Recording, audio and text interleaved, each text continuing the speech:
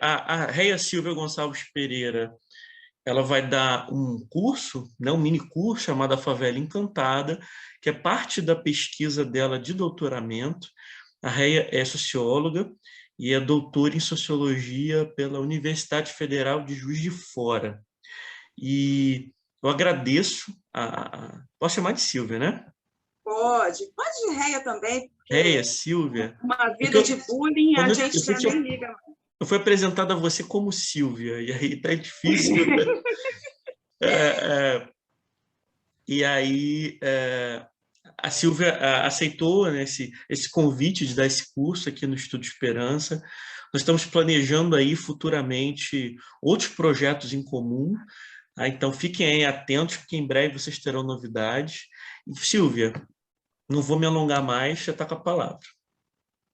Então, gente, eu preparei um material tão lindo para vocês. Eu vou fazer o possível para conseguir transmitir. Você quer me mandar por e-mail que eu transmito? Então, eu estou tentando. O problema é que o meu computador... tá no computador, entendi. Total, assim, deu ruim total. Eu estou falando pelo celular. Então, vou ver o que eu consigo com esse bendito, né? Essa bênção, como dizem os pentecostais. Vamos lá. Então, esse curso, ele, como você disse, né? Ele é produto da minha pesquisa de doutorado, de doutoramento. Eu lembro que quando eu pedi um amigo meu para divulgar no jornal, aí eu recebi assim, uns comentários, uns haters. Essa professora comunista está falando mal dos pentecostais. Pelo amor de Deus, não é essa a intenção. Eu tenho muito respeito pelos pentecostais. Meu filho foi apresentado à igreja pentecostal com 1 mês de idade. Em momentos muito difíceis na minha vida, recorri às orações pentecostais. A minha intenção nesse curso é falar de um dado, que a gente também não pode, né, de um dado objetivo e que a gente tem algumas interpretações sobre eles. Então, é um tema complicado, você falar associações entre evangélicos e pentecostais e periferias. São 3 conceitos muito difíceis. No meu material, eu preparei esses 3 pontos. Eu dividi o curso em 3 pontos. Primeiro falando sobre os pentecostais, depois falando sobre periferia, sobre narcotráfico, depois falando sobre periferia. Então, começando falando sobre os pentecostais. Alguém aqui sabe, de fato, o que é pentecostalismo? Ou pentecostalidade, digamos assim? Então, pentecostalidade é um movimento religioso cristão que surgiu nos Estados Unidos, que prega a atualidade dos dons do Espírito Santo. Na Bíblia, no Ato dos Apóstolos, Jesus, quando ascendeu aos céus, ele enviou seus discípulos línguas de fogo, línguas em formas de fogo, que possibilitaram grande exaltação emocional e que essa exaltação, a partir dessa exaltação emocional, os discípulos puderam falar todas as línguas do mundo. Essa é a narrativa bíblica.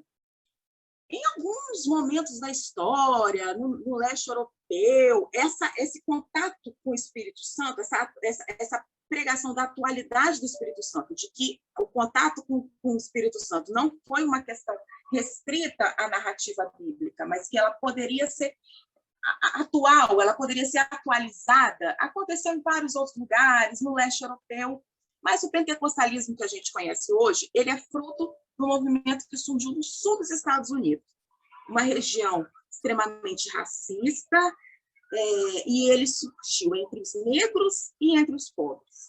E, atualmente, o pentecostalismo ele é uma religião de negros e de pobres, basicamente, ou em sua maioria. Inicialmente, foi um pastor negro que foi o grande difusor do pentecostalismo, chamado William Seymour. Ele teve esse contato com o Espírito Santo, teve essa exaltação emocional e ele expandiu essa exaltação emocional para os seus outros discípulos, ou os outros, né, adeptos de sua igreja. E o pentecostalismo foi conhecido como movimento da Rua Azusa, porque foi nessa rua nos Estados Unidos que esse pastor negro ele chamava milhares de pessoas e fazia essa exaltação em pessoas negros, pobres, e para o horror da elite branca daquela época. E lembre-se que no final do século XIX, início do século XX, a gente está vivendo um período de racionalização muito grande da religião. E o pentecostalismo era justamente o sentido contrário, era o sentido da emoção e etc. O William Seymour, ele conseguiu essa visibilidade com o pentecostalismo, só que é um homem negro. E nos Estados Unidos, as questões relacionadas ao racismo são diferentes no Brasil, mas são muito fortes.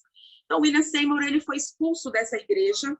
Ele fundou uma outra igreja, acho que era Igreja Africana, alguma coisa assim. Eu lembro muito que tinha africana no nome da igreja criada por William Seymour. Então, o que eu quero dizer com isso? Que nos Estados Unidos, o movimento pentecostal ele teve essa distinção entre o movimento branco e o movimento negro. O movimento negro marcado pelo William Seymour, que tinha essa questão étnica muito forte, e o movimento pentecostal branco, que não falava sobre essa questão étnica. O que a gente tem aqui no Brasil, logo anos depois do florescimento do pentecostalismo nos Estados Unidos, foi surgimento, adivinha em que localidade? No Pará. Foram 2 missionários, é uma história muito interessante, 2 missionários suecos que eles foram aos Estados Unidos, tiveram conhecimento com esse pentecostalismo, mas esse pentecostalismo já embranquecido, e eles tiveram uma revelação. E nessa revelação, isso segundo consta a história, né? E nessa revelação surgiu a palavra Pará. Então, eles vieram no início do século XX para o Brasil e fundaram a primeira igreja chamada, não sei se vocês conhecem, vocês conhecem uma ironia, chamada Assembleia de Deus. Então, foi assim, no início do século XX, que se formou esse movimento pentecostal lá no norte do Brasil, formado por pessoas muito pobres, muito discriminadas, e essa primeira fase desse pentecostalismo, ela tinha como características, por exemplo, o ascetismo, por exemplo, a busca da santidade, uma frase que até hoje é ouvida e é pronunciada pelos pentecostais, estou no mundo, mas eu não sou do mundo. Então, esse apartamento das questões mundanas. Então, assim, separavam homens e mulheres, você tinha uma condenação da sexualidade, e, principalmente, tem Assembleia de Deus em qualquer canto, em todo canto, a Andréia está falando. E você tinha, principalmente, um conceito que é chamado de milenarismo. Milenarismo, assim, bem resumido, é a crença da volta de Jesus Cristo. Então, assim, por esse movimento, Jesus Cristo pode voltar a qualquer momento, que está, né, no Apocalipse, tudo, e que se você não tiver em santidade, se você tiver em pecado, você não vai para o céu. Então, por isso que nessa primeira fase você tinha essa preocupação muito grande com esse ascetismo e com essa rejeição do mundo, como diz o próprio Weber, né? Na segunda fase do pentecostalismo, que vai lá para a década de 1950, a gente coincide aqui no Brasil com a migração, com o movimento migratório, né? Das grandes, você via do Nordeste para o Sudeste, do Sul para o Norte. Então, esse movimento pentecostal, ele também vai ser ampliado pelo Brasil inteiro, por conta desses movimentos migratórios. As características desse pentecostalismo continuam as mesmas, basicamente, né? O ascetismo, o milenarismo, mas muita ênfase na cura divina. É nessa época que você tem a Igreja Quadrangular do Reino de Deus, que surge, e nessa época a Igreja Quadrangular ela utiliza de um instrumento muito importante, que foi o rádio. Então, assim, eu gosto de imaginar o pentecostalismo, por exemplo, assim, eu gosto de imaginar uma família, sei lá, Piauí, migrando para o Nordeste, você perde seus laços, né? Os seus laços afetivos, os seus laços com a terra e etc. E você tem uma religião que te diz o seguinte: Jesus mora em você por meio do Espírito Santo. Você, por meio dessa religião, você pode ser curado. Você não tinha o SUS nessa época, você não tinha vacinação nessa época, as crianças morriam de doença, de fome, etc. E essa religião, como a professora Maris, ela dá dignidade ao fraco. Então, você tem essa expansão pentecostal nessa segunda época, ensejada basicamente pela migração. Eu vou reiniciar meu computador e vou orar, em nome de Jesus, no coração, para que ele funcione. Porque eu preparei um material bem legal para vocês, juro. Então, você tinha esse pentecostalismo que ele era marcado pelo ascetismo, pelo senso de comunidade, porque eram comunidades pequenas, e pela cura, pelo pentecostalismo da cura, né, dos prodígios, e por algumas denominações que conseguiram ter acesso ao rádio. A partir de 1970, você tem nos Estados Unidos também um movimento de grandes corporações evangélicas pentecostais, e que elas vieram aqui para o Brasil em grandes missões de cristianização, de difusão. Então, você tinha grandes missões, e o que vai diferir dessa terceira onda, como diz o Freston, né? O Freston gosta de usar onda. O Freston é muito, muito citado, mas muito pouco interpretado, muito pouco lido. Quando ele fala em onda, ele não está falando em etapas, ele está falando em um movimento que vai sobre o outro, mas não quer dizer que o movimento anterior perdeu-se. Então, ele vai falar que, a partir de 1970, nós temos uma terceira onda no movimento pentecostal, formado por essas grandes missões de evangelização, e que o que é mais interessante, o que essas missões vão trazer é o que vai ser chamado de teologia da prosperidade. Se antes, nos primeiros pentecostais, você tinha rejeição do mundo em nome de uma possível vinda de Jesus Cristo, nessa terceira fase do pentecostalismo, o que a gente vai ter é um pentecostalismo que vai falar: olha, Jesus, ele quer você honrado, e se você for um bom cristão, um cristão feliz e que tem acesso a bens materiais aqui nessa vida. Vocês perceberam como a teologia da prosperidade ela inverte, de certa forma, esse conceito inicial de rejeição do mundo do pentecostalismo inicial? Foi nessa época, numa igreja chamada Água Viva, gente, me desculpa, eu não tenho certeza se é esse nome, que você tem uma igreja muito grande, era muito grande, mas teve uma treta lá, teve um cisma, que é o termo que se diz, né, quando há tretas religiosas, e que foi formado 3 igrejas. Eu vou ver se vocês conhecem o nome dessas igrejas. A primeira delas, Igreja Universal do Reino de Deus. A segunda, Igreja da Graça. A terceira, Igreja Mundial. Então, a partir de 1970, 1980, você tem essas grandes igrejas pentecostais, com grandes lideranças, que até então as igrejas da Assembleia não tinham grandes lideranças, né? Então, a partir daí, você vai ter o Edir Macedo, o R.R. Soares, como é que é o nome daquele do chapelão? Eu esqueci o nome dele agora pelo nervosismo. Que eu esqueci. Então, você vai ter essas grandes lideranças e essa nova possibilidade teológica chamada teologia da prosperidade. É claro que, como eu disse, não dá para entender o movimento pentecostal como um movimento estanque ou de uma fase para outra. Uma fase vai se colocando a outra, uma fase vai se colocando a outra. Ai, meu Deus, a minha bateria vai acabar. Que legal. O que eu percebo também é que, atualmente, a gente está vivendo uma nova fase do pentecostalismo, que é a judicialização do pentecostalismo. Não sei se vocês já repararam os símbolos judaicos assim nas igrejas. O Edir Macedo, se vocês separarem o Templo de Salomão lá, ele coloca aquela roupa lá, praticamente um judeu ortodoxo. E essa é a nova fase. Então, vamos lá. Vamos pontuar as 3 propostas do curso. A primeira delas é estudar o pentecostalismo. Então, a gente fica com essa fase, essas 3 fases, 4 fases pentecostais. A primeira, as assembleias, a segunda, difusão por meio da migração, e a terceira, a difusão do que se chama da teologia da prosperidade, e a quarta, essa judicialização. Agora, vamos falar sobre o segundo tema do curso, que é narcotráfico. Bem, o narcotráfico, ele vai falar basicamente da venda de narcóticos. E narcóticos que alguém disse que são ilegais. Até 1900 e pouco, a maconha não era ilegal. A maconha foi associada aos negros e por isso que ela foi considerada ilegal.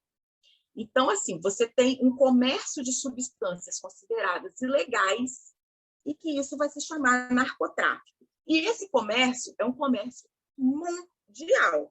É claro que seus efeitos vão ser sentidos de formas diferentes. Na periferia vai ser sentido de uma forma, o menino que está cheirando sua carreira nas camadas médias vai ser sentido de outra forma. Então, aqui no Brasil, a gente teve, a partir de 1979, numa prisão assim, da ditadura militar, você teve um grupo de narcotraficantes iniciantes que vendiam, que eles se juntaram aos presos políticos. E, a partir daí, eles criaram uma organização, uma facção criminosa chamada Comando Vermelho. Isso foi em 1979. A partir daí, o Comando Vermelho ele possibilita esse comércio de drogas uma organização, uma administração. E o engraçado que uma das coisas do Comando Vermelho que até hoje existe é um sentido meio de assistencial, assim. As pessoas, quando eu converso em algumas favelas, que eu falo, não, na época do Comando Vermelho, eles davam cesta básica e etc. E é justamente por causa dessa influência desses presos políticos de esquerda, né, dos anos de 1970.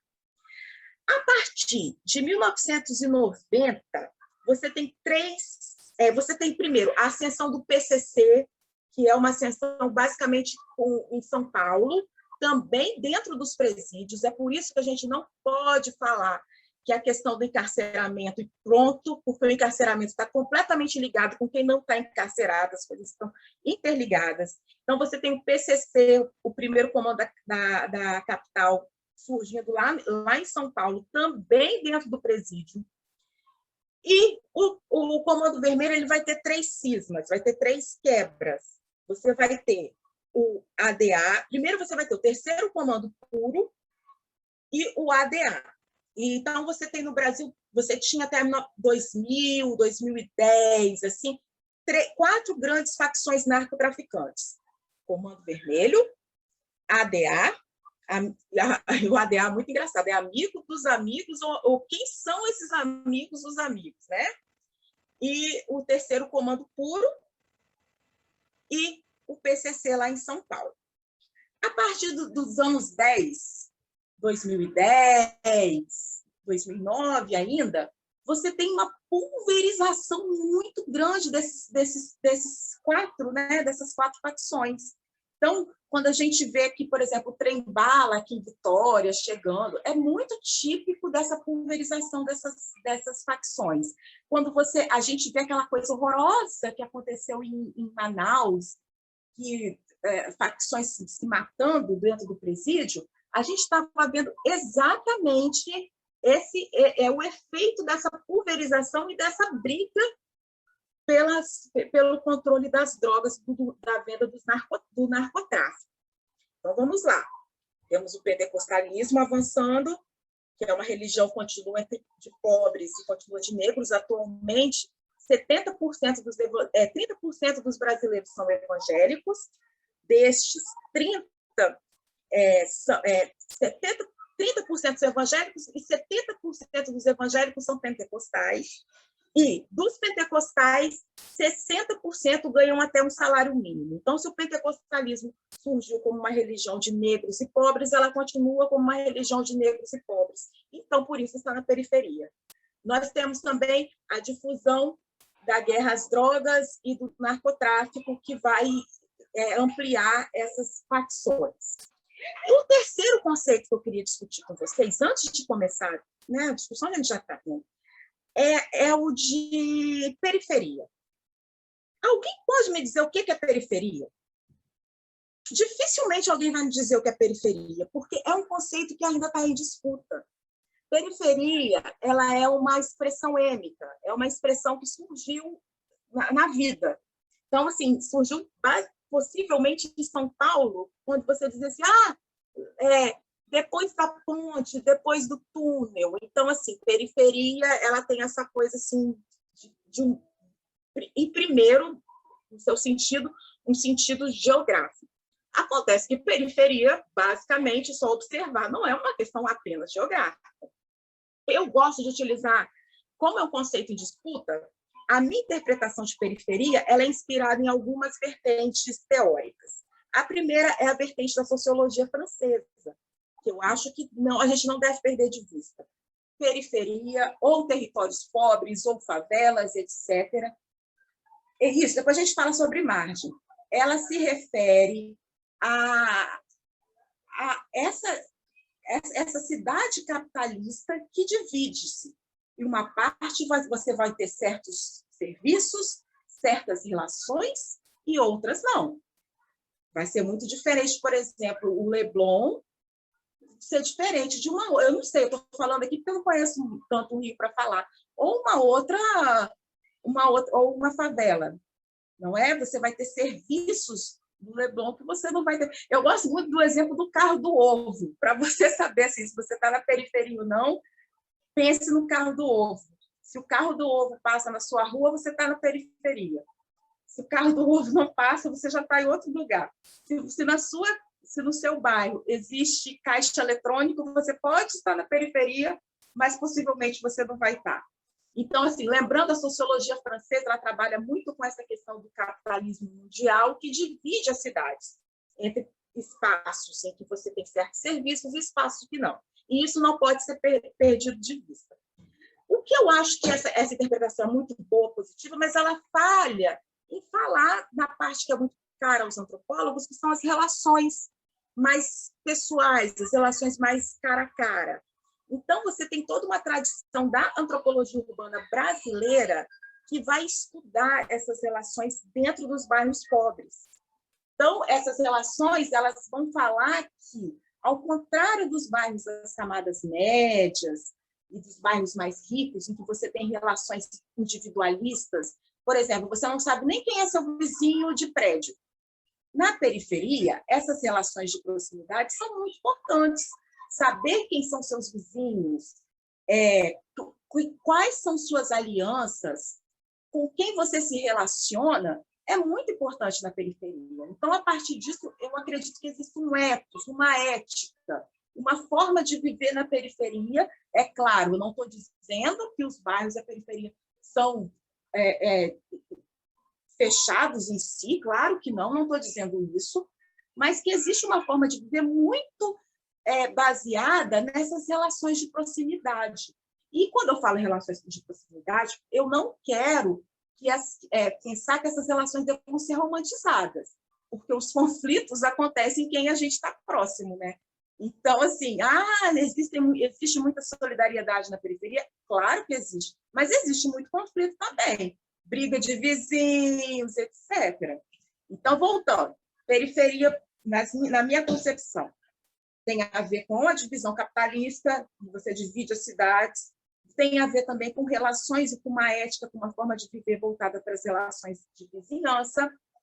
E uma outra interpretação de periferia que eu gosto muito de usar são dos estudos subalternos, principalmente da Vina Dades e da Débora Pohl, que ela vai falar sobre a margem. Então, ela vai dizer assim, que são territórios que eles estão à margem, mas assim, à margem de quê? Então, ela vai colocar primeiro essa relação, essa margem com o Estado. Então, ela não vai dizer que na periferia o Estado está ausente. Até porque não está, né, gente? O Estado está lá com, né? Mas ela vai colocar uma coisa muito interessante, que não é uma relação dual, até aqui é o Estado, até aqui não é o Estado. Ela vai dizer que na periferia existe uma relação sinuosa com o Estado. O legal e o ilegal, eles estão numa dança, eles estão num movimento. Algumas horas você vai ter o Estado ali presente, por exemplo, com as assistentes sociais, por exemplo, com as escolas, por exemplo, com a polícia enfiando, né, matando, ou em muitos momentos essa relação com o Estado vai estar ausente e as pessoas vão encontrar seu próprio jeito de se relacionar a partir dessa dança sinuosa com o Estado. Então, por favor, alguém fala para mim, tá claro essa questão? Primeiro, pentecostalismo. Segundo, narcotráfico. E terceiro, periferia. Alguém, por favor? Alguma coisa? Então, a gente tem... Tá, ninguém quer falar. Bem. Então, a gente tem essa relação, assim, periferia, Vinícius respondeu para todos, tudo bem. Então, tá. Então, a gente tem, assim, periferia, esse território de margens, esse território segregado, esse território com relações de proximidade específicas, nas quais você tem um comércio mundial de drogas, e que os efeitos desse comércio vão ser muito mais perversos na periferia, e você tem uma religião que ela vai se estabelecer basicamente na periferia, porque é uma religião de pobres, como eu coloquei. Então, a gente chega na segunda fase da aula. E até agora o meu computador não funcionou, que vai ser assim, a minha pesquisa de doutorado em si. Então, a gente se situou. Então, a minha intenção, quando eu comecei o doutorado, foi pesquisar as pequenas igrejas pentecostais que eu percebia nas favelas. No mestrado, eu nasci numa periferia, depois eu saí, né? E depois, mas sempre tive uma relação de proximidade, de afetos. E no mestrado eu voltei a morar numa favela em Vitória, São Pedro. E nessa favela, eu pesquisei a relação entre os jovens que estavam entre o funk e entre o pentecostalismo. Aí eu falei, como é que pode um negócio desse? Se o funk é totalmente sexual e não sei o quê, e o pentecostalismo é ascético, como é que tem gente que está fazendo esse trânsito? Então, foi isso que eu fiz no mestrado, descobri coisas muito interessantes e percebi que na periferia, como eu pensava assim, tem igreja evangélica, e eu achava que todas as igrejas eram iguais à Igreja Universal do Reino de Deus. Só que quando eu chego lá, eu vejo, basicamente, muitas, incontáveis pequenas igrejas pentecostais. Incontáveis. Eram muitas. Olha, eu trabalhei numa chamada Herdeiros do Sião, tinha Olaria de Deus, Igreja Semelhante a Jesus, e muitas Assembleias de Deus. E hoje, pelo censo de 2010, foi 2010 que teve o censo religioso, por exemplo, fazer uma pergunta para vocês. Qual na concepção de vocês, qual é a maior denominação pentecostal do Brasil, que tem mais adeptos? Rapidamente, vocês podem dizer? Vocês acham? Pode chutar. Então, não é a IURD, não é a Igreja Universal, é a Assembleia de Deus. E a Assembleia não é. Eu também achava que era universal, mas não é. Então, a Assembleia de Deus, ela tem uma forma muito pulverizada de organização. Então, você tem igrejas autônomas, que elas têm muita hierarquia dentro da igreja, e você tem... consegui abrir, gente, vamos ver se eu consigo. E você tem uma hierarquia muito difusa, e muitas igrejas pulverizadas e que são muito dispersas. Você não tem como a Igreja Universal, você tem um centro, um líder, não sei o quê. As igrejas universais as igrejas da Assembleia estão muito pulverizadas. E eu percebi que essas igrejas, embora muitas, embora diversas, elas tinham algumas características em comum.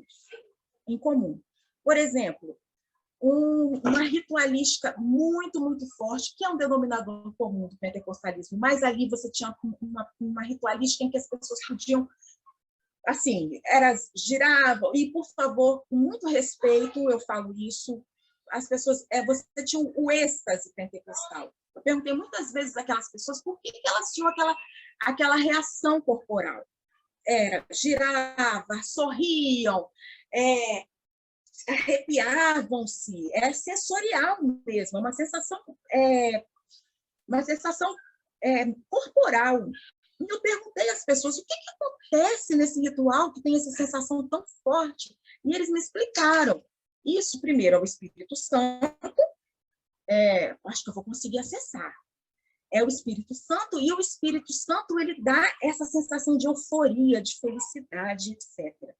Então, você tinha eu percebi essas pequenas igrejas nas favelas, essa ritualística, inclusive existe até um nome para essa ritualística, que é um nome que muitos não aceitam, é uma categoria de acusação chamada reteté de Jeová. Vocês já ouviram falar desse termo? Reteté de Jeová? Reteté de Jeová está falando exatamente desses rituais de muita efervescência corporal, efervescência pentecostal, e geralmente, pelo que eu observei, estavam em pequenas igrejas com poucos integrantes. Então, fui lá, meu doutorado, euzinha, toda, né, aquela pessoa, cheguei lá e fui para Campos dos Goytacazes, ali no Rio de Janeiro. Eu cheguei lá, morei num bairro periférico, mas eu queria pesquisar dentro da favela. E como que eu ia pesquisar dentro da favela? Primeiro que tinha uma barricada, assim, que dava para ver. A vida passava normalmente, assim, os carros passando, comércio, e você tinha uma barricada com meninos colocando pau-pedra, assim, meninos imberbes, jovens, com um revólver, assim, debaixo da... né? E a vida passando normalmente, assim. Aí eu falava, meu Deus, o que está acontecendo aqui? E eu não sou besta, né? Eu não sou criança, eu não vou entrar na favela com o meu diário de campo para fazer pesquisa ali, que eu vou ser chamada de X9, eu vou levar um pipoco na cabeça. Então, eu participei de um evento na UENF, na Universidade Estadual de Campos, e uma das pessoas que eu tenho extrema gratidão me convidou para participar, para conhecer uma das igrejas que existiam lá. E eu lembro até hoje o dia em que eu passei por aquela barricada pela primeira vez. Ceguinha! Nossa, mãe! E eu lembro que um dos meninos, que o nome que ele me deu, é um nome inventado, lógico, DJ, falou, onde é que a senhora vai? Eu falei, olha, e eu falei assim, meu Deus do céu, vou falar que eu vou fazer uma investigação. Se eu falasse que ia fazer uma investigação, estava ferrada, né? Uma pesquisa. Eu falei, não, eu vou à igreja. Ah, tá, igreja de quem? Ah, igreja do pastor fulano de tal. Tudo bem, pode passar. Ele era um amor. Até hoje a gente conversa, assim, ele é um amor de pessoa. E eu passei. E chegando lá, conheci os pastores da igreja e eu perguntei assim, vem cá, como é que estão as coisas aqui na comunidade? Nananã. Olha, tá tudo calmo aqui, tudo muito calmo, porque tiraram os macumbeiros. E eu tomei um susto. E o pastor, lógico que ele percebeu que o que ele falou ali me deixou meio chocada. Ele falou, não, os macumbeiros se converteram, foi isso que aconteceu. E eu, né, tentando entender o que estava acontecendo ali, eu fui reparando primeiro. Do outro, ali em Campos, você tinha essas favelas, elas rodeavam o Rio Paraíba. E do outro lado do Rio Paraíba, eu percebi a expansão do Terceiro Comando Puro, e que era o Terceiro Comando Puro que dominava essa favela. Aquela barricada era do Terceiro Comando Puro, um dos 4, né? Das 4 facções. E entre as notícias do jornal, eu percebi que quando o Comando Vermelho dominava o território, ele retirava os terreiros de Umbanda. Aí eu falando, tá explicado, é coisa do Terceiro Comando. E eu fui conversando com as pessoas, né, da favela, com os interlocutores, e eles me falaram assim: olha, o que aconteceu aqui? Essa favela, antes, era do Comando Vermelho. O Comando Vermelho, isso a professora Cristina Vital já tinha dito, né? Não inventei a roda, o Comando Vermelho tem marcadores que remetem a Umbanda, principalmente a São Jorge, a Ogum. E eu pesquisei na própria UENF que você tinha antes naquela favela aquela oração da Umbanda: estou vestido com as roupas e as armas de Jorge, etc. E tudo isso foi apagado. O que você encontrava lá? Primeiro, as pessoas, o nome da praça era Praça São Jorge, e as pessoas não podiam chamar Praça São Jorge, porque São Jorge remetia ao Comando Vermelho. Então, era o nome da localidade, era praça.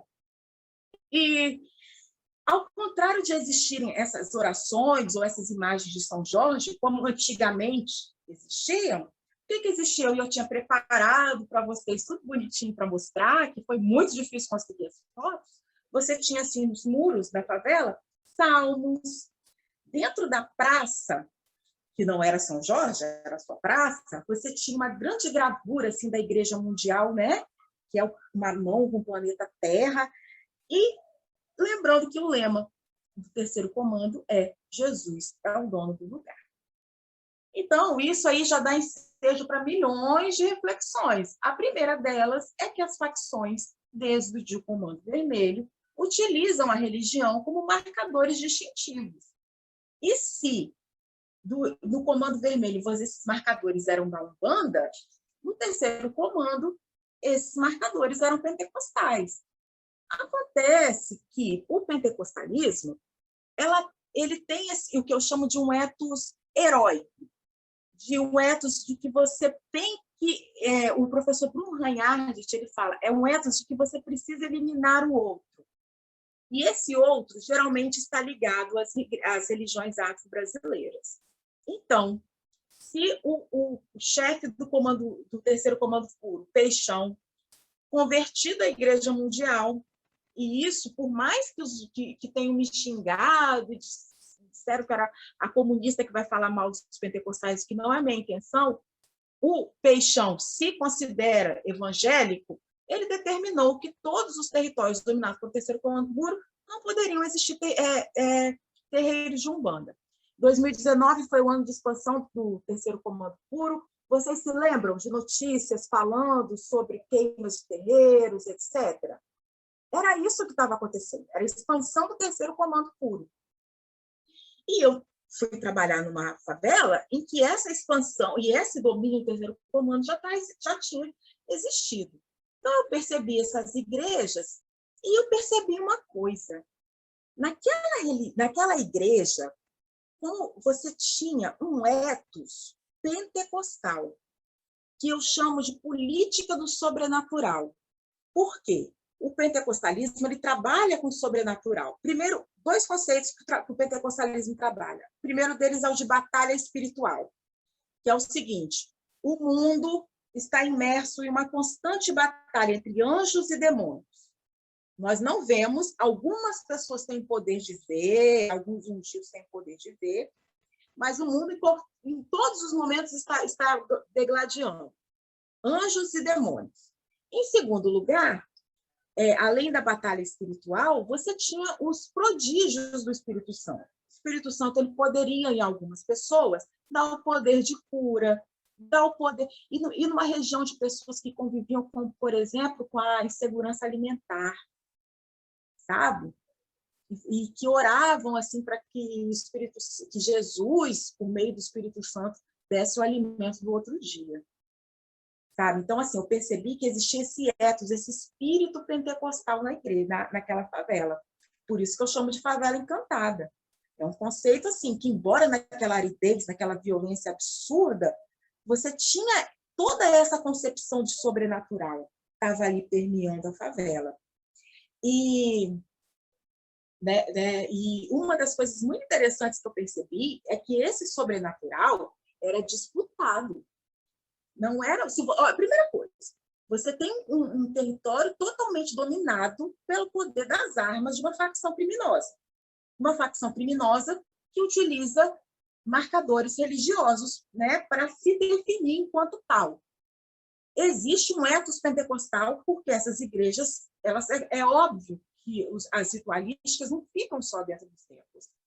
Então, esse pentecostalismo, esse sobrenatural da batalha espiritual, dos prodígios do Espírito Santo, eles ultrapassavam os templos. Eu falo isso, que uma das interlocutoras, ela só me deixou ter contato com a casa dela quando ela teve uma revelação de que eu era uma pessoa confiável. E não foi dentro da igreja, foi fora. Então, eu gosto da imagem do Espírito Santo, como está na Bíblia, né? O Espírito Santo é o sopro, ele estava soprando por toda aquela favela ali. E algumas pessoas, e existia uma disputa por quem tinha legitimidade de ter esse contato com o Espírito Santo. Algumas pessoas eram consideradas assim, aquele ali. Outras pessoas eram consideradas absolutamente ungidas.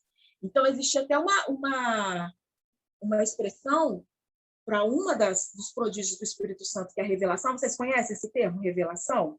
Revelação é uma profecia. A pessoa pode falar do futuro, do passado, do presente de uma pessoa, e isso é concebido pelo poder do Espírito Santo. Então, Andréia, algumas pessoas eram legitimadas como profetas, né? Já que você tinha profecia, você tem profetas. Outras não. Então, existia uma disputa por esse sobrenatural.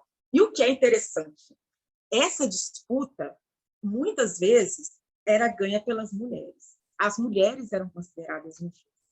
Embora, dentro daquelas igrejas pequenininhas, os homens é que tinham os maiores cargos, né? Embora também você tinha igrejas em que existiam mulheres que dominassem. Mas as mulheres eram consideradas ungidas. Quando uma profetisa falava assim, Jesus manda dizer, varão é para homem, a igreja inteira baixava a cabeça, inclusive o pastor. Uma das senhoras, ela falava que o sonho dela, e essa que é a senhora com quem eu tenho relações muito próximas de amizade, até hoje, eu a considero como uma pastora minha, uma orientadora espiritual. E ela recebia pessoas na casa dela para orar, para pedir amparo material, amparo espiritual. E ela falava que o sonho dela era ser pastora, mas ela nunca ia conseguir ser pastora. Ela sabia, ela falou isso para mim. Ela nunca ia ser pastora na igreja dominada por homens. Mas dentro da favela, como eu disse, as relações de proximidade, todo mundo reconhecia ela como pastora. Pastora tal, pastora tal. E a Vina Dais, ela coloca assim, em contextos de extrema violência, você tem um cotidiano, você tem um sofrimento social, que não é um sofrimento individual das camadas médias, né? É um sofrimento que é coletivo. O encarceramento acontece para todo mundo. Que era muito forte ali, a insegurança alimentar acontecia para todo mundo. A morte rodeava todo mundo. Então, você tem um sofrimento que é coletivo, que é social. Então, essas mulheres, elas atuavam nesse sofrimento social que era cotidiano, é o que a Vina Dais chama de cotidiano envenenado. Cotidiano envenenado pela insegurança alimentar, cotidiano envenenado pela violência, cotidiano envenenado pela morte. Então, assim, eu assisti muitos rituais dentro da casa dessa interlocutora de pessoas assim, né? Dona Ana, vou dizer o nome dela, não é o nome dela. Por favor, a minha mãe está doente, ora por ela. Dona Ana, por favor, eu preciso viajar para tal lugar para conseguir um médico para minha esposa. Não, eu sempre vi mulheres, eu nunca vi homens na casa dela. Também é uma questão que a gente pode pensar, né? Mas, assim, e ela orava. Ela me ensinou, por exemplo, um contexto sobre o maná. Eu nunca esqueci, que eu não conhecia. O maná bíblico, que na Bíblia, né? Os judeus, eles ultrapassavam o deserto, então Deus jogou o maná. Era a comida dos céus. Só que você não podia, na Bíblia está assim, você não podia acumular o maná. Então, ela falava assim, pensa, você tem um alimento para o hoje. Deus deu o maná, amanhã ele vai te dar mais. Vocês estão percebendo que é uma teologia que ela se associa muito àquele contexto de extrema privação? Ao mesmo tempo, na igreja, você tinha o discurso da prosperidade, de que Deus está preparando os tesouros das pessoas para o futuro e dessa vida. Então, assim, a minha concepção final da tese é que essas igrejas, elas pegam influências da IURJ, influências do pentecostalismo, influências dos protestantismos, e se transformam no pentecostalismo popular. Né? E esse pentecostalismo está muito relacionado com aquele cotidiano, e com aquele cotidiano envenenado. Né? Eu falei isso até em uma outra fala, assim, que até hoje eu não sou a mesma pessoa depois de conviver com pessoas que não sabem o que vão comer amanhã. Ninguém fica a mesma pessoa depois disso. Nós estamos falando de um lugar em que as pessoas, que o único empregador é o terceiro comando puro. Não existia uma família que não tivesse alguém envolvido no terceiro comando puro, que não tivesse alguém preso, encarcerado, e que era o único empregador. Ou alguém morto, né? Alguém morto pela guerra das drogas. E que muitas pessoas não tinham o alimento de amanhã, não sabiam o que iam comer amanhã. Viviam do maná de Deus. Então, assim, dizer que entender isso nos traz possibilidades de entender por que o pentecostalismo floresce em contextos de periferia. Não é sem razão, não são pessoas como a gente ouve papos horríveis. São gados do pastor, rebanhos, sabe? Não. Aquelas pessoas são pessoas inteligentes, têm autonomia. Embora que nós temos desafios muito sérios a se discutir, que é a questão do exclusivismo, a questão da demonização das religiões afro-brasileiras, que são questões seríssimas. Mas isso traz pistas para entendermos por que o pentecostalismo floresce entre os pobres. O pentecostalismo ele vai trazer, de novo, em sentido sobrenatural, a luta dos pobres. E uma das coisas que tinha muito nas igrejas, que me interessou muito, foi um tipo de música chamada Corinho de Fogo. Não sei se vocês conhecem. E essa música é uma música para guerra, é uma música de guerra. Eu vou cantar, gente, desculpa. Eu já perdi o pudor. Vou cantar, já não consegui passar meu material, então eu vou cantar. Vou fazer isso, desculpa com vocês. Mas é uma que eu gosto muito, que é chamada Divisa de Fogo, que é assim. Divisa de fogo, varão de guerra, ele desceu na terra, ele chegou para guerrear. Divisa de fogo, varão de guerra, ele desceu na terra, ele chegou para guerrear. Isso é uma música cristã. O varão de guerra é Jesus. Então, nessas igrejas, você tem um espírito bélico. E esse espírito bélico, é óbvio que ele está associado com todo aquele contexto que é bélico. Então, quando os meninos falam, professor, é comunista, vai falar mal dos evangélicos. Não, eu estou falando que os evangélicos, eles souberam, por eles estarem dentro daquele contexto, a dar um sentido para aquele mundo. Um sentido de um mundo que é bélico. Então, certas características do pentecostalismo, tipo a belicidade, né? Que não é o Jesus paz e amor das camadas médicas, é o Jesus que vai lutar, que vai guerrear. O sentido de hierarquia, o sentido de justiça. Um dos cultos que eu assisti na igreja, eu fiquei assim, impressionada, bolada, como os meninos dizem. Falava de uma passagem de Paulo, se eu não me engano, em que Jesus ele era o pastor que tinha suas ovelhas, e que o pregador falou assim, Jesus ele é capaz de quebrar as pernas de suas ovelhas para que elas não se percam. Aí eu lembrei assim, gente, quebrar os joelhos dos seus desafetos é um dos castigos do Tribunal do Tráfico. Eu estou dizendo que igreja e tráfico são a mesma coisa? Pelo amor de Deus, eu não estou dizendo. Eu estou dizendo que naquele mundo, a fala do pastor faz sentido, porque a violência do tráfico está presente. Então, existem valores que são compartilhados. A belicidade, a hierarquia, o sentido de justiça, de um Deus que quebra as pernas dos seus fiéis. Então, quando eu falo da associação entre evangélicos e pentecostais e tráfico, eu estou falando nesse sentido. Eu vou usar um outro exemplo. Um desses pastores, ele falou o seguinte: eu não deixo matar aqui. Porque uma vez eu encontrei um menino que estava sendo levado para a morte, e eu falei assim: olha só, troca meu lugar por essa pessoa que está sendo levada para a morte. Aí os caras: não, pastor, por que eu vou fazer isso? Esse varão vai para a vala.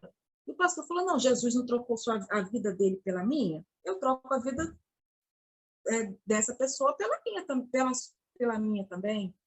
Então, existe uma autoridade entre os pentecostais. E essa autoridade também dá por esse sentido de justiça e também por esse manejo do pentecostal, do sobrenatural. Por isso que eu chamo de política do sobrenatural. Agora, não somos ingênuos. Muitas desses terreiros de Umbanda, é possível que tenham se tornado igrejas pentecostais? É possível. É possível.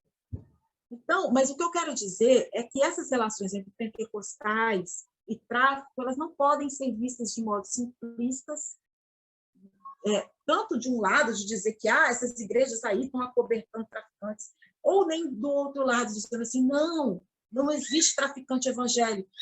Se o cara lá, o Peixão, se diz evangélico, quem sou eu para falar que não? Então, não dá para analisar essas questões de modo dual. É uma questão muito complexa, muito difícil. Uma das questões também que eu coloco, como os evangélicos cresceram, é a possibilidade de mudança na trajetória individual. Todo mundo já ouviu essa frase dizendo assim: eu era uma pessoa, renasci com Jesus. Eu era uma pessoa, hoje eu sou nova criatura. Essa possibilidade de reconfiguração da trajetória pessoal é de uma riqueza absurda. Eu assisti 2 meninos que eles foram acusados de X9 durante uma apreensão muito grande que teve na favela. E na lei da favela, se você é delator, você vai morrer. Eles sofreram um atentado, levaram tiro e, segundo eles, tiveram livramento e entraram para a igreja. Então, existencialmente, eles deixaram de ser caçados pelo tráfico e passaram a caçadores de Satanás. E eu lembro uma outra frase que eu vi na igreja, que fala: antes eu atirava na cara das pessoas, hoje eu atiro na cabeça de Satanás. Então, e nessa igreja também você tinha uma que eu chamo de cruzadas às bocas de fumo. Lá tinha muita boca de fumo, muita. Então, de 15 em 15 dias, os homens, apenas homens da igreja, iam às bocas de fumo, oravam as pessoas, pediam as pessoas para se converterem. O terceiro comando deixava, porque moralmente você tinha essa autoridade dos pentecostais. Aí, a gente volta. Estou terminando já de falar, eu falei demais, né? A gente volta a uma questão muito séria, que vocês já ouviram falar do Complexo de Israel? Alguém já ouviu falar?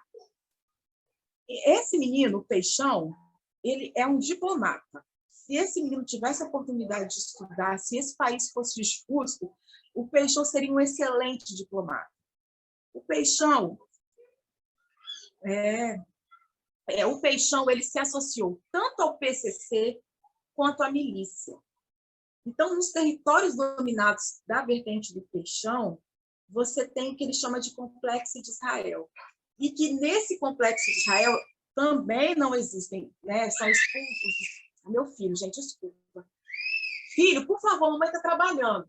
Você tem também a expulsão dos terreiros de Umbanda, mas você tem também essa quarta fase do pentecostalismo que eu falei, que é a judicialização. Por isso que é Complexo de Israel. Então, assim, eu falei demais, peço milhões de desculpas pelo atraso, por não ter conseguido colocar o material que eu preparei para vocês. Eu posso passar para vocês posteriormente. E peço, por favor, que me façam perguntas, se vocês quiserem, etc. Eu acho que é isso. Ai, que bom, Josimar, obrigada. E, por favor, não falem que eu sou contra os pentecostais. Eu não sou, meu Deus, eu não sou. Isso me doeu, tá? Eu fiquei mal, eu não sou mesmo. Eu tenho muita admiração pelos pentecostais, principalmente por essa senhora, que hoje, doutora, né, é aquela senhora que não sabe ler, mas que, para mim, é minha âncora espiritual. Então, como pode dizer que eu sou contra os pentecostais? Então, estou esperando as perguntas de vocês e, novamente, peço desculpas.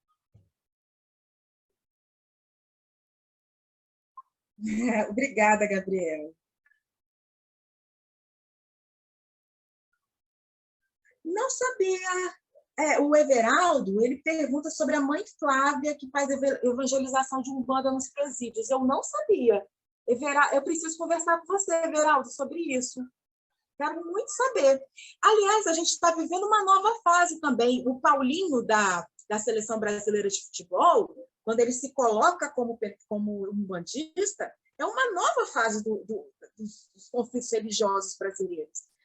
Há 5 anos, quando o Neymar botou 100% de Jesus numa faixa, e ele tem direito de fazer isso, ninguém está tirando isso, mas era impensável que os jogadores se assumissem como candomblessista e umbandista. Eu acho que a gente está vivendo uma nova fase de resposta aos praticantes das religiões afro-brasileiras, aos ataques sofridos. Muito, muito, Everaldo. Por favor, quero conversar muito com você. Depois você me passa seu contato? Obrigada. Já que ninguém vai fazer pergunta, eu vou. Posso? Pode. Parabéns aí pela sua fala, muito instigante, muito interessante. A hora passou, a gente nem percebeu, né? Muito interessante esse assunto, né? As nossas pesquisas conversam, né, Silvia? Eu pesquiso favela, né, e religião, mas não propriamente religião. Religião é um aspecto da minha pesquisa, mas um aspecto que apareceu sempre na minha pesquisa foi a associação entre o que eu chamei ao longo da minha trajetória de projeto de redenção, especialmente no Rio de Janeiro, né, que tinha ligações com militares e UPPs, né?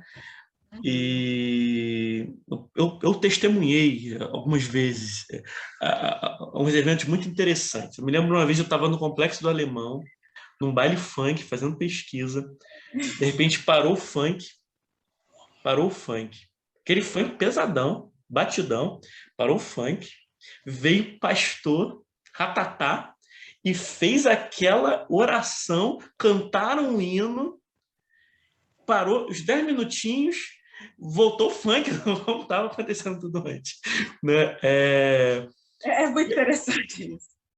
Eu me lembro, eu fui fazer uma pesquisa uma vez, no Batam. É uma pergunta, tá? Mas eu vou ver no final. A gente, quando começa a falar sobre isso, não para. Um dos primeiros artigos que eu escrevi, isso em 2012, 2013, o Batam é uma favela do Rio de Janeiro que teve milícia e depois teve o PP. E tinha lá... O cara que mandava na UPP, era um sargento da UPP. Era o cara assim, era referência da UPP.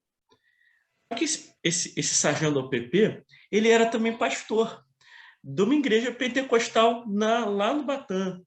Então, a referência, as pessoas olhavam para ele na rua e chamavam ele de pastor. E ele era o policial que era responsável pela segurança. Eu tinha uma plaquinha numa favelinha numa favelinha da favela, né?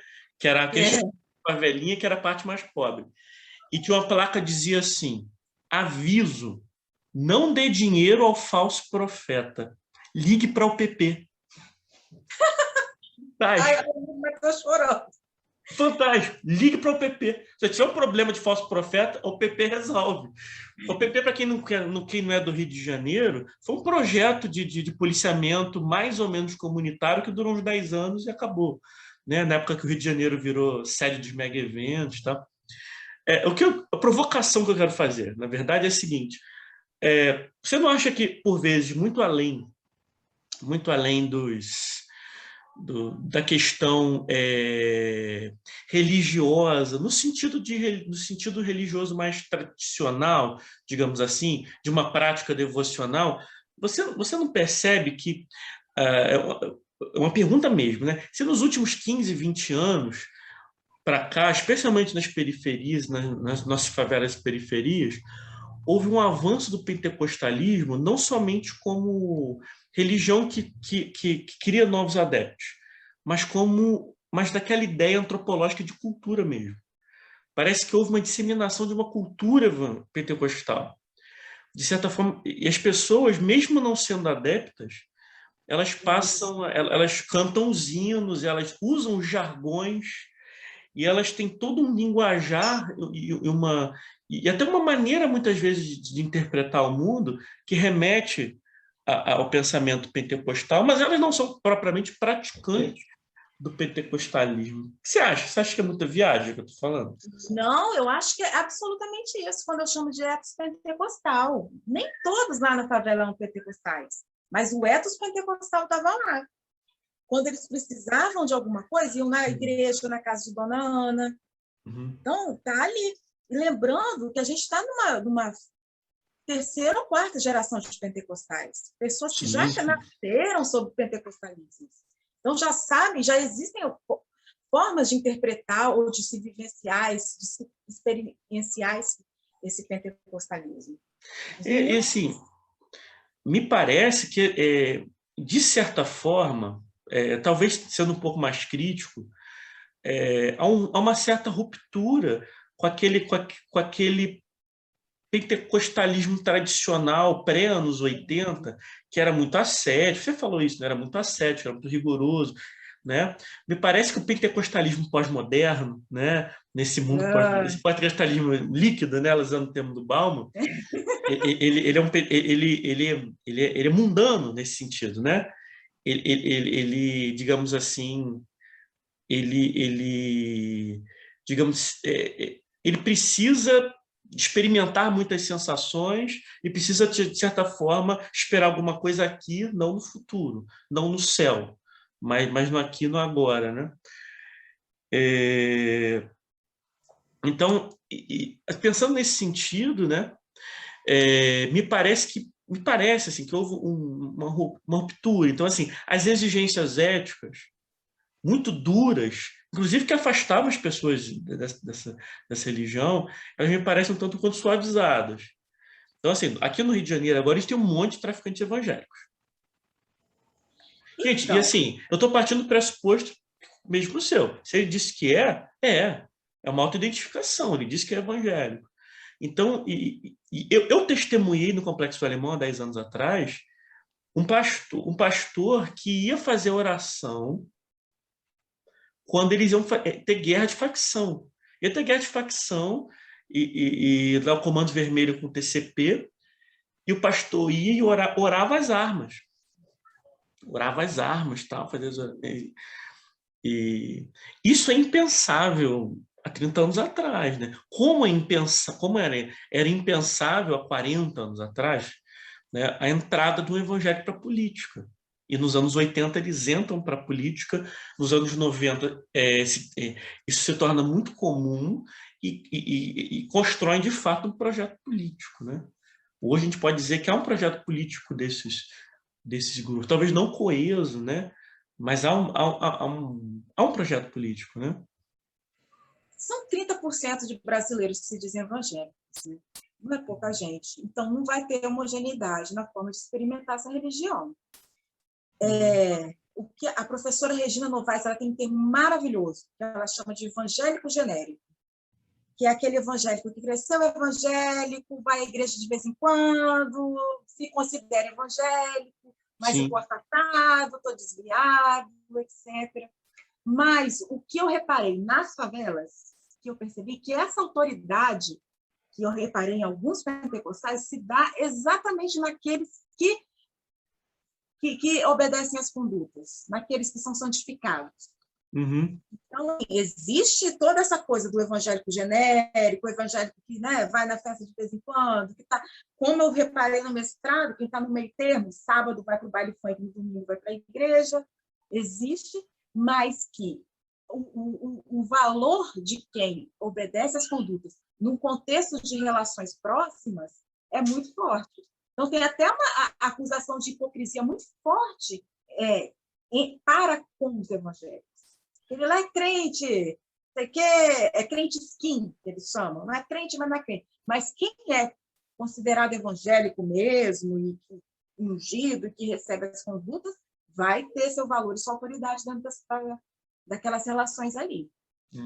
Aqui no Rio, a gente tem um outro elemento para complicar ainda mais as nossas pesquisas. Nunca é fácil.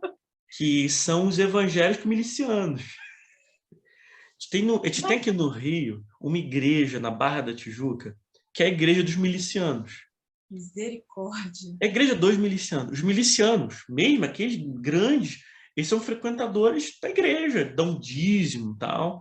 Inclusive familiares aí, né, familiares de nomes importantes ligados à política, que todo mundo deve conhecer, são frequentadores dessa igreja. Né? Então, isso é mais uma questão para a gente pensar. São sociedades complexas, né? Sociedades complexas das várias formas das várias referências. Mas, assim, eu gosto de pensar que certos valores se coincidem com esse militarismo, com o tráfico, com a milícia, com a hierarquia, com a justiça, uma justiça bem dura, né? O Jesus que quebra as pernas. Eu me senti assim, super Nutella quando eu ouvi essa frase, dessa explicação, essa pregação de um Jesus que quebra as pernas. Numa igreja das camadas médias, nunca seria falado isso. Não. Ali na favela, fez todo sentido. Então, assim, existe esse militarismo dos milicianos, essa coisa, né, do militar, da hierarquia, da violência, está presente também entre os pentecostais na religião. E tem também um projeto moral, não é? Sim. Existe um projeto moral entre os evangélicos. Sim.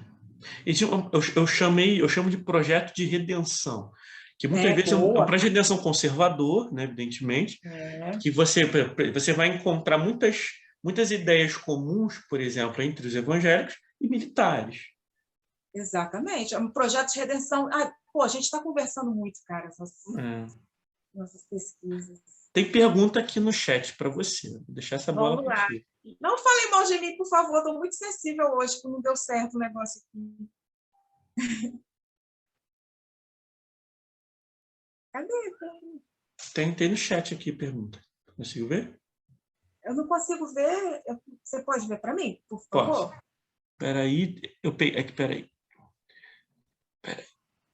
Alguém fala aqui do professor Josimar. Fala que o professor Pablo Ornelas discute sobre o conservadorismo da nova direita e tem um livro muito interessante chamado Fascismo Tropical. Fiz alguns apontamentos com o que você falou. Existe o que alguns autores, e eu concordo com eles, falam de afinidade eletiva, usando o termo Weber, né? Uma afinidade entre esses valores autoritários, de direita.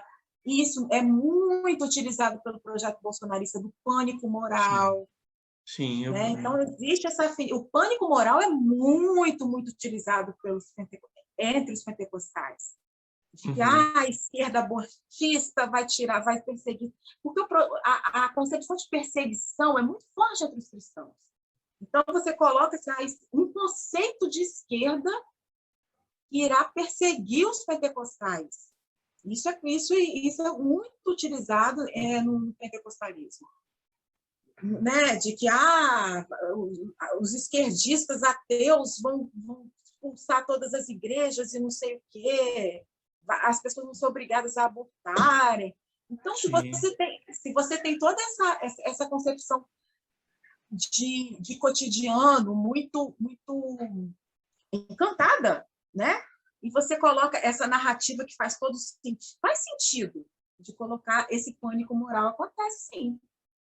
E esse pânico moral casa muito com o projeto fascista, né? Sim. Certas pessoas não podem pertencer ao projeto cristão. A Ana Beatriz está falando assim: Oi, Silvia.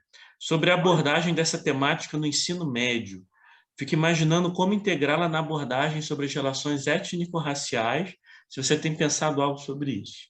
Muito, pensado muito, porque eu estou dando aula para o ensino médio e eu percebo assim, como que é difícil falar de religião com os meninos. Mesmo os meninos que estão no funk, mesmo os meninos que estão no movimento, não conseguem conceber, por exemplo, o direito das outras pessoas exercerem outra religião, exercer a religião afro-brasileira, ou entenderem o exclusivismo é muito forte. Só a minha religião salva. Aí quando você chega e fala assim, olha, por que só no Brasil você poderia ter nascido na Ásia, na China, e só no Brasil é que vai ser um cristianismo que vai te salvar? Entende? E lembrando também a questão étnica de que esse pentecostalismo, por exemplo, nos Estados Unidos, ele é muito... O pentecostalismo ele é utilizado como bandeira negra, étnica. Aqui no Brasil, não. Aqui no Brasil é escondido, escamoteado. Inclusive, uma coisa que me deixa... Desculpa o tema. Pé da vida é o Feliciano utilizar uma narrativa do filho de Abraão, que foi amaldiçoado porque era negro. Uma fala racista. Né? Pois é. Então, assim, a maldição de Cã. Então, todos os negros são amaldiçoados. Por isso que a África é desse jeito. Sabe? Então, temos desafios muito grandes para tratar. Isso é uma narrativa antiga da teologia para tentar justificar a escravidão, né? O problema moral da escravidão. E nós estamos em 2021, cara. Como assim? Então, temos desafios muito grandes. Temos que respeitar as crenças das pessoas. Eu não gosto das pessoas falando... Sabe, existem também muitos ataques aos evangélicos, né? Então, eu acho que as pessoas têm que respeitar as crenças das pessoas, etc., mas não podemos fechar os olhos nos desafios que são nos colocados. A questão étnica, o exclusivismo religioso e, principalmente, a belicidade contra outras religiões, e principalmente as religiões afro. Isso tem que ser combatido, já que, né, é um termo pentecostal, eles gostam, com seriedade e respeito. Acredito que a nossa função como professores é um pouco essa luta aí, né? De, ao mesmo tempo, não condenar a crença, ao mesmo tempo, colocar essas questões problemáticas e desafiadoras em questão. Então, a Andréia, ela achando que foi muito claro para ela o termo evangélico em diferenciando dos católicos. Você tem como explicar para ela? Pode repetir, por favor? Ela pergunta assim, quando falas evangélicos, entre aspas, estás incluindo os católicos? Não, não estou incluindo os católicos. Estou incluindo os evangélicos que vieram do cisma do Lutero lá na Reforma Protestante.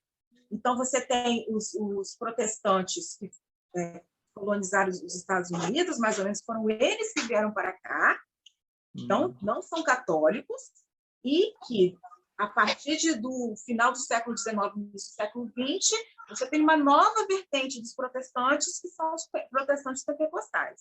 O catolicismo é outra coisa, embora o próprio catolicismo tenha perseguido as religiões afro também. Então, aqui no Brasil, nós tivemos um catolicismo violento, um catolicismo que também criou uma religiosidade popular, um catolicismo que perseguiu outras religiões e que esse caldo religioso se ampliou com a chegada dos evangélicos, que não são católicos, e que muitas vezes o anticatolicismo é muito grande. Olha que interessante, muitos evangélicos na favela, lá onde eu trabalhei, eles recebiam a cesta básica dos católicos, e eles não entravam na igreja, porque, segundo eles, os santos escondiam demônios. E eu já tinha entendido que o pentecostalismo é anticatólico, etc. Depois eles me explicaram, porque os santos, eles escondiam os orixás, voltando para o conceito de sincretismo, que a gente né, estuda lá com Bastilha, etc. Então, é um caldo assim, muito complicado. Católicos e evangélicos muitas vezes não se entendem, embora se reconheçam como cristãos. Okay. O último comentário aqui é o do Josimar, e ele fala assim, surgiu mais um.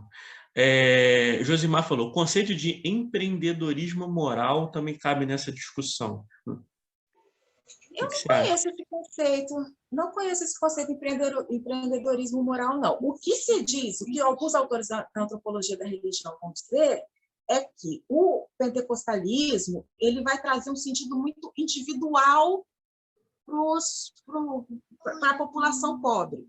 Então, de prosperidade, de crescer, de empreender, de virar um...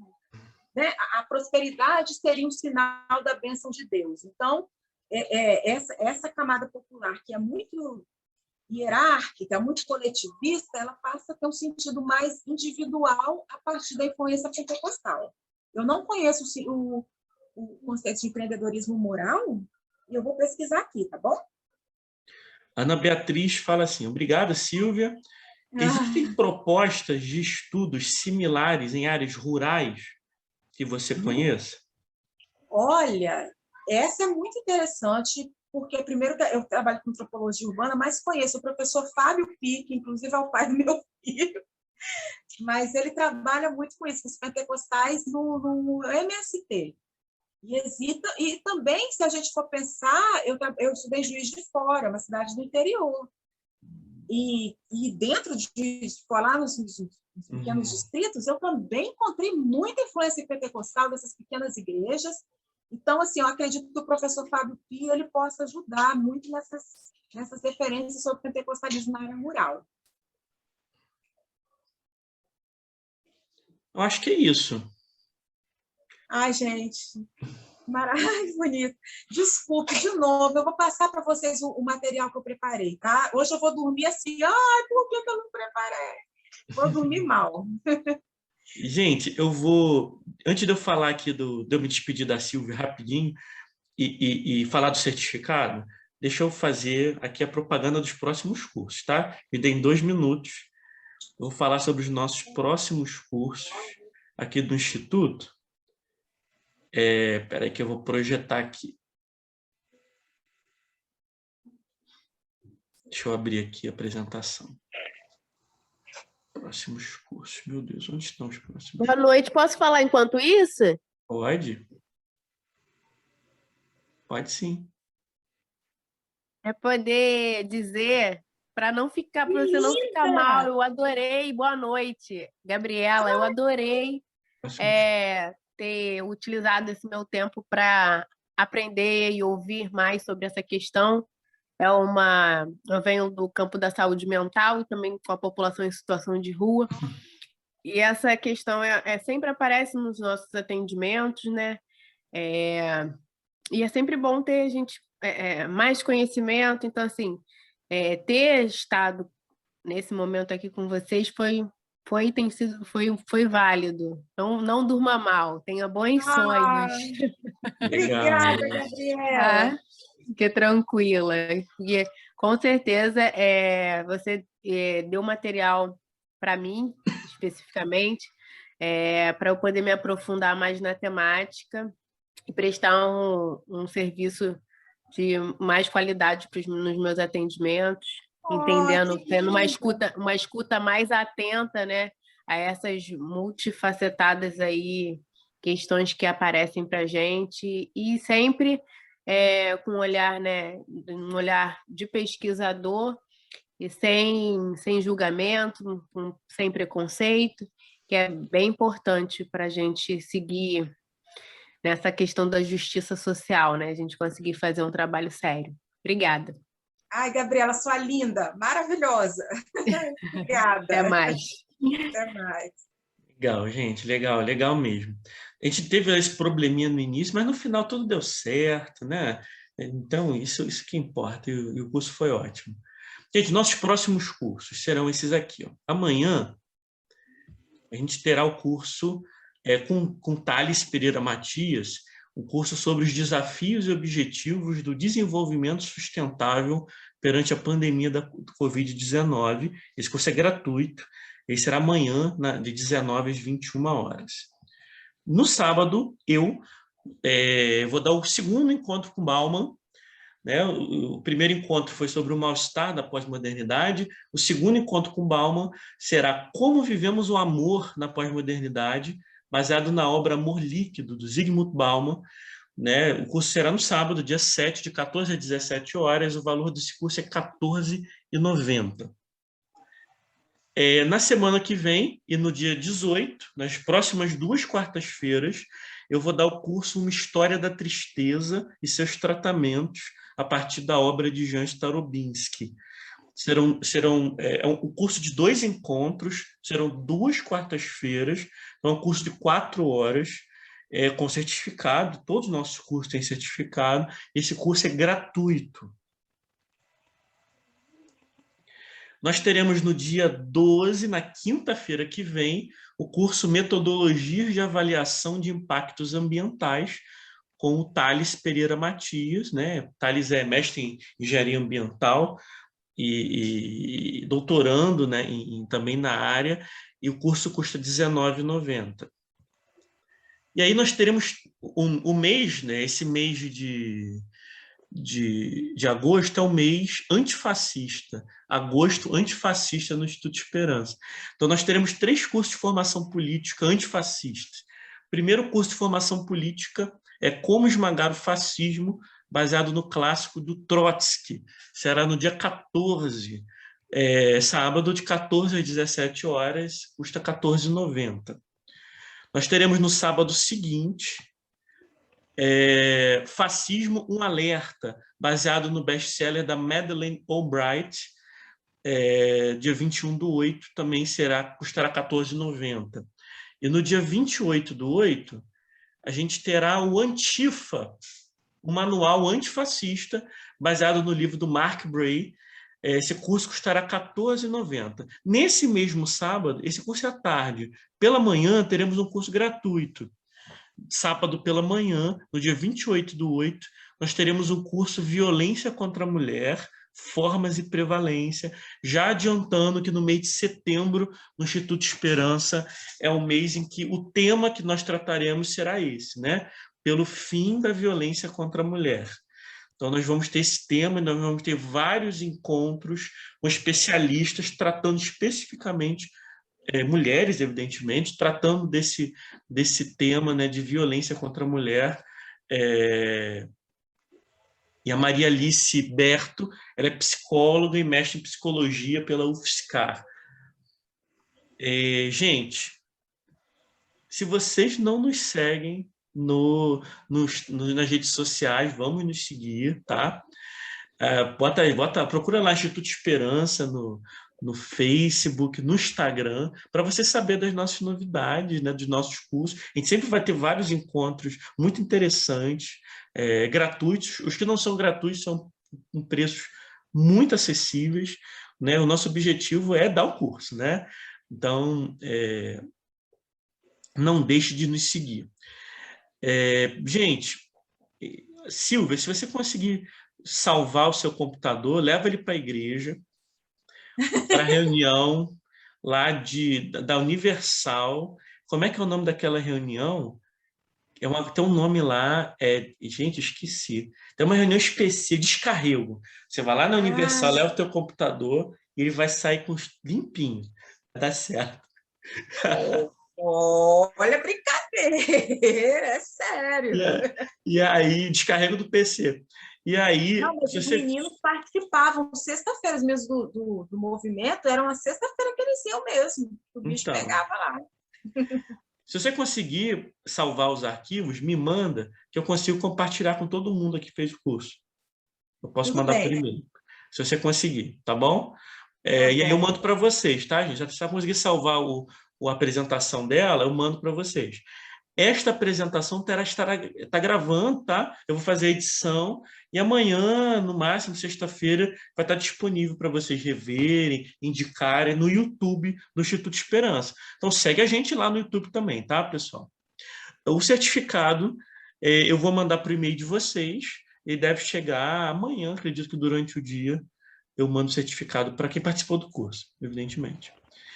E Silvia, querida, muito obrigado por você ter Eu que esse agradeço. convite. Foi ótimo. Espero que a gente possa dar continuidade aí aos nossos projetos em comum e que você, aqui no Instituto, pelo Instituto Esperança, possa oferecer muitos momentos tão interessantes como esse. Vaquinha para eu comprar um computador. Estou aceitando. Aí. Então, obrigada, Vinícius. Eu agradeço muito, muito, muito, muito a oportunidade. Adoro falar com cariocas. Cariocas, né? Do Rio. Um abraço para Legal. vocês. E, novamente, eu vou pedir desculpas na hora que eu estiver morrendo. Falar, naquele dia eu não levei o material. Não, relaxa. Foi ótimo. Tem nada melhor do que a palavra humana. Gente, melhor do que qualquer coisa. Gente, eu me comunico com vocês, tá? Vou mandar um e-mailzinho para avaliação do curso, para certificado, etc. Escreva um testemunho. Vocês escreveram um monte de coisa bonita aí para a Silvia, falaram um monte de coisa. Eu quero isso por escrito, para poder botar lá no nosso Instagram. Esse elogio tem que ser certificados, para a gente documentar, tá bom? Vou mandar lá para vocês escreverem aí, para a gente botar lá a avaliação, essas frases maravilhosas de vocês lá, tá bom, gente? Obrigado, gente. Beijo no coração e nos encontramos nos próximos cursos. Um abraço a todos. Boa semana. Fiquem bem. Tchau, tchau, gente.